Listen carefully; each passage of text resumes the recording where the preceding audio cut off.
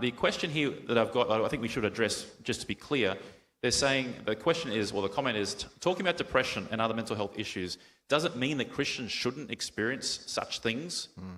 And they're saying that they've heard it said from some Christian preachers that if you know Jesus, you shouldn't ever be depressed. Is that true? Now, no one here is a medical professional that I know of, but give us your biblical perspective. Well, we can pretend.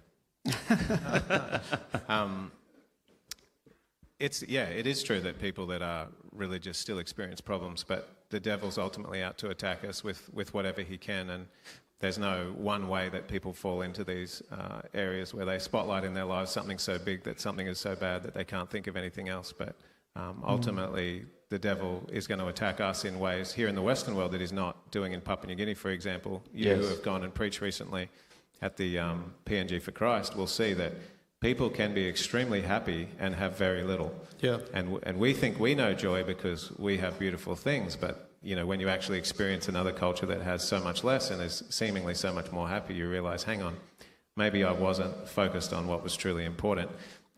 Sorry, Robbie, it is slightly sidestepping your question, but I just have a quick story to share.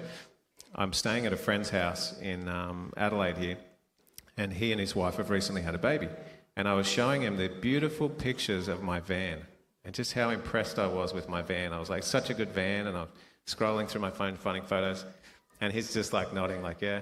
And then when I'm done, he turns his phone around and he shows me a photo of his daughter on the couch in a little bunny suit, like looking at him with a big grin. Now, what's the point? You think a van is good.